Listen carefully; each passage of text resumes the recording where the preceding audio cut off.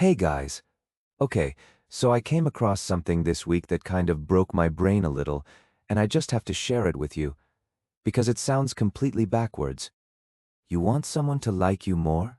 Don't do them a favor, ask them for one. Yeah, I know, that feels wrong, right? We all walk around assuming the way to win people over is to be useful to them, help them move, buy the coffee, do the nice thing. And sometimes, sure, that works.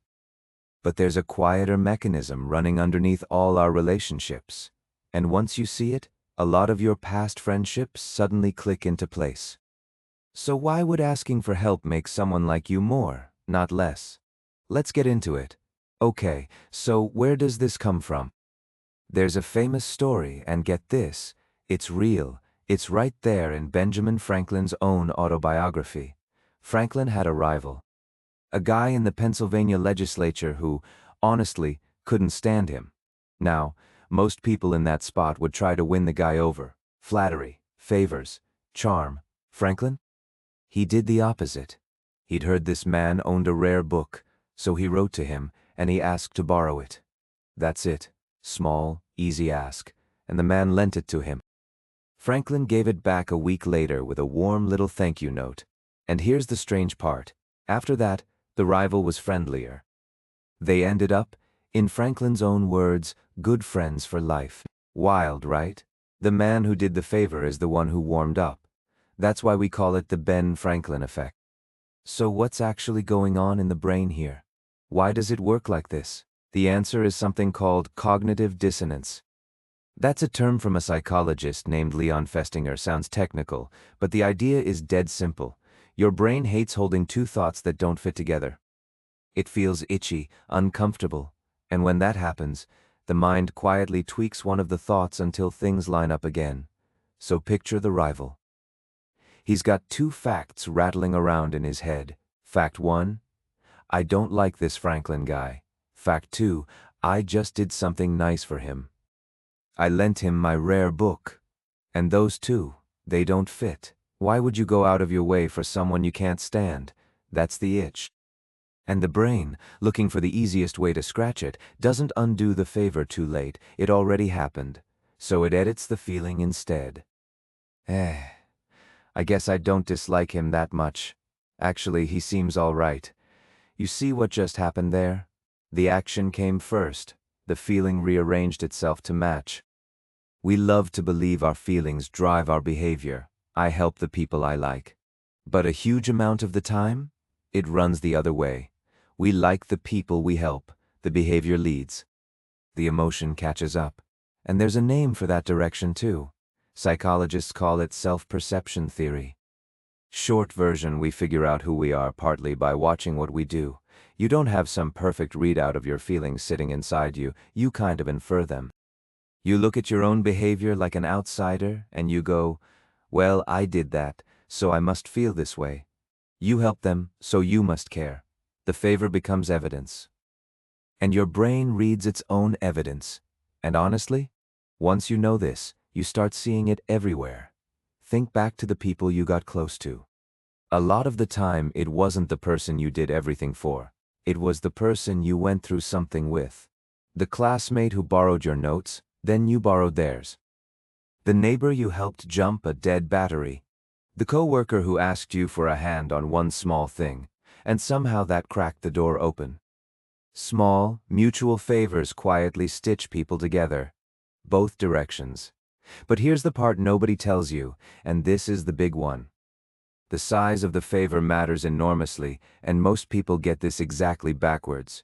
The Franklin effect runs on small asks: borrow a book, ask for a quick opinion. Hey, you know this stuff way better than me, can I get your read on something? Small enough that saying yes is easy and costs basically nothing. That's the sweet spot. Because the favor's so easy to grant, the brain can't explain it away with, ugh, I only did it because I had to. There's nothing to blame. So it lands on the simplest story left. I must have wanted to. I must like this person. Now, make the favor big. Ask someone to lend you $1,000. Help you move apartments all weekend. Watch your kids for a week. And suddenly, no warmth at all. You trigger resentment. Because now the brain's got an easy out. I did this because I felt cornered, guilted, trapped, and there's a second thing that kicks in here, called reactance. That's just the gut pushback you feel when someone messes with your sense of freedom. A big, heavy ask feels like a grab at your autonomy, and people shove right back against it. So the rule is simple. The favor has to be small enough that yes is genuinely free. And okay, this is where it gets a little uncomfortable. Because you might be thinking, isn't this just manipulation? Fair question. Let's sit with it for a second. Here's the honest line, I think. People are shockingly good at smelling a calculated ask.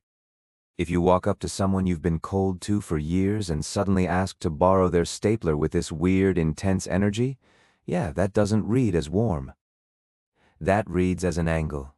The effect works best when the ask is real. When you actually could use their book, their advice, their 2 minutes. You're not faking a need. You're just letting yourself ask, instead of always being the one who gives. And that, right there, is the difference between manipulation and connection. One uses the person. The other includes them.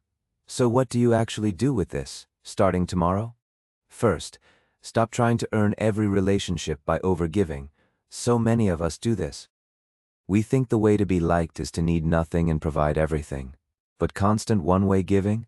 It can actually keep people at a distance. It puts them in your debt. Makes the whole thing feel lopsided. So flip it sometimes. Let people do small things for you. Ask the quiet coworker for their take on a problem they're great at. Ask the new acquaintance for a tiny recommendation, a book, a place to eat, who to talk to. Keep it small. Keep it real. And then, actually thank them. Because you're not taking from them. You're handing them a low-cost way to invest in you. And people grow fond of the things they've put effort into. That's the whole engine. We don't just help the people we like. Slowly, quietly, we come to like the people we help. So the next time you really want someone in your corner, don't ask yourself what you can do for them. Ask what small thing you could let them do for you. Because sometimes the fastest way to someone's heart isn't your generosity, it's their own. Anyway, if you're into this kind of thing, me pulling apart the hidden rules of how people actually work, do yourself a favor and hit subscribe. I dig into a new one every week. I'll catch you in the next one.